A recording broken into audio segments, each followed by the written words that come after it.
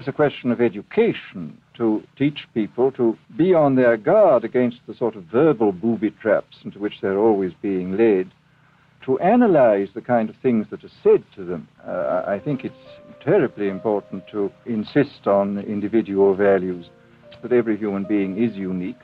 And it is, of course, on this genetical basis that the whole idea of the value of freedom is based.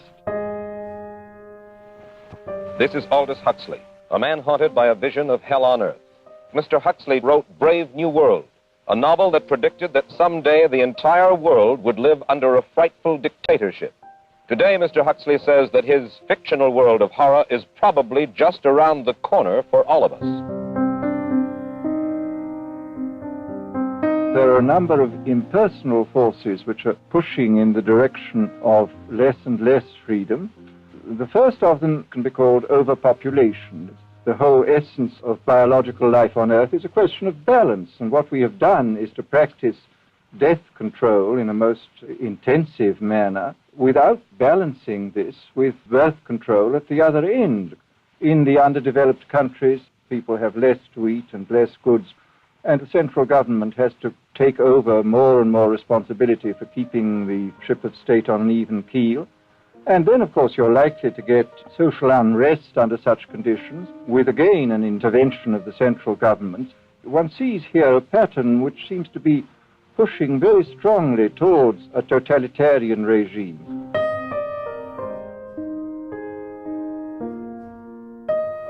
Are there specific devices or methods of communication which diminish our freedoms? Well, there are certainly devices which can be used in this way. Hitler used terror on the one kind, brute force on the one hand, but he also used a very efficient form of propaganda. He had the radio, which he used to the fullest extent, and was able to impose his will on an immense mass of people. I mean, the Germans were a highly educated people. We mustn't be caught by surprise by our own advancing technology. This has happened again and again in history, and suddenly people have found themselves in a situation which they didn't foresee and doing all sorts of things they didn't really want to do. At present, the television, I think, is being used quite harmlessly. But I mean, imagine, which must be the situation in all communist countries, where the television, where it exists, is always saying the same thing the whole time, is always driving along. It's drumming in of a single idea all the time. It's obviously an immensely powerful instrument. All technology is in itself morally neutral. These are just powers which can either be used well or ill. It's the same thing with atomic energy. We can either use it to blow ourselves up, or we can use it as a substitute for the coal and the oil which are running out. In this book of mine, Brave New World, I postulated a substance called soma, which was a very versatile drug. It would make people feel happy in small doses, make them see visions in medium doses, and it would send them to sleep in large doses.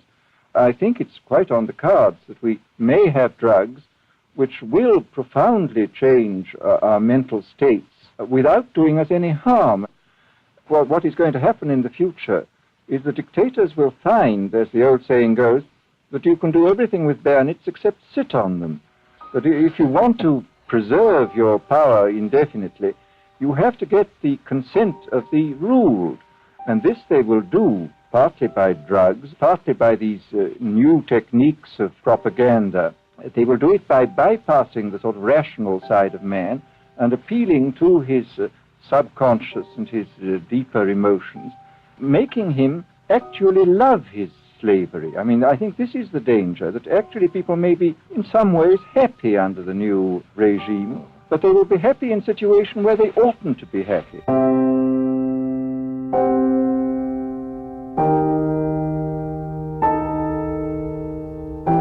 Writing about American political campaigns, you say all that is needed is money and a candidate who can be coached to look sincere.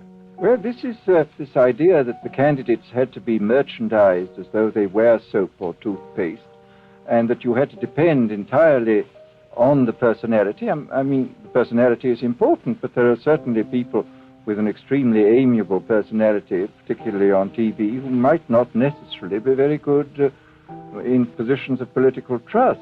I mean, what does a democracy depend on? A democracy depends on the individual voter making an intelligent and rational choice for what he regards as his enlightened self-interest in any given circumstance. But what these people are doing is to try to bypass the rational side of man and to appeal directly to these unconscious forces below the surface, so that you are, in a way, making nonsense of the whole democratic procedure, which is based on conscious choice on rational grounds. I must say I still believe in democracy. If we can make the best of the creative activities of the people on top, plus those of the people on the bottom, so much the better. Mr. Huxley, I surely thank you for spending this half hour with us, and I wish you Godspeed, sir. Thank you.